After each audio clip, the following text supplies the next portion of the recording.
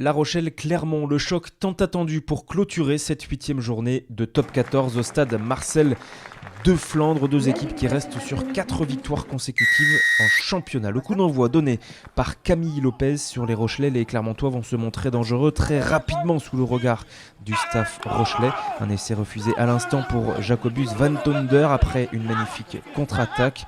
Le numéro 8 qui fête sa première titularisation avait mis le pied en touche, mais les Clermontois sont rapidement de nouveau en zone de marque avec ces percussions qui s'enchaînent. Alexandre Fischer qui crée le point de fixation et la faute au sol, vous le voyez, de Kevin Gourdon, le numéro 8 qui empêche la libération du ballon. Lopez passe les premiers points de la partie. Les consignes de Didier Besselin, des entraîneurs auvergnats, mais les Rochelais vont se réveiller après un quart d'heure à faire le dos rond. Regardez cette percussion de Winnie Antonio et le grattage au sol des Clermontois. Et c'est Alexandre Fischer qui avait réussi à gratter plusieurs ballons au sol depuis le début de la partie qui se met à la faute. Il devait lâcher le porteur de balle. Pénalité pour le Stade Rochelais et l'égalisation sur pénalité de Jules Plisson.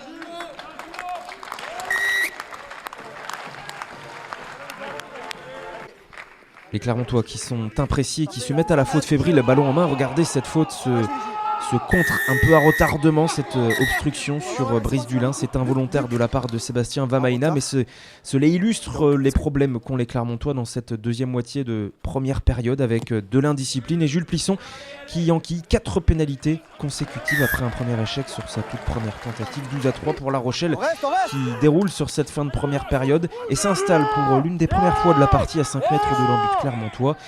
Kerbarlo qui insiste avec ses avants, la percussion de Sazi, le relais main-main pour Kevin Gourdon.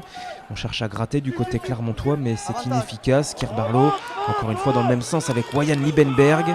L'avantage en cours indiqué par Monsieur Ruiz. On restera sur une pénalité pour La Rochelle mais il n'y en aura pas besoin. Regardez ce jeu au pied décroisé millimétré de Plisson pour Dulin et le premier essai de la partie.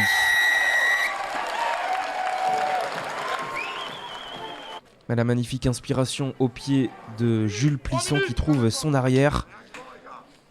L'essai est transformé. La Rochelle mène 19-3 à la pause.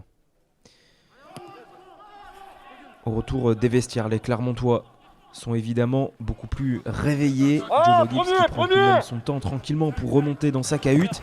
Mais les Clermontois, eux, ils vont mettre beaucoup de rythme avec la percussion de Van Tonder qui est stoppé dans les 22 mètres rochelais. Courrier également à la percussion.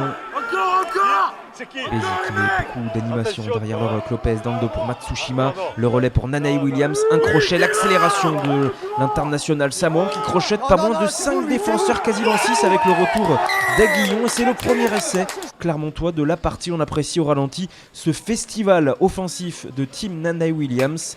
C'est le premier essai encaissé par les Rochelais à domicile depuis 4 rencontres. C'est donc un petit événement. Surtout Clermont revient dans la partie avec cet essai qui est transformé. Cela fait 19-10. Le regard de staff clermontois qui sent l'espoir remonter. Malheureusement, les Rochelais vont contrôler cette deuxième période avec une très grosse défense et beaucoup de pragmatisme.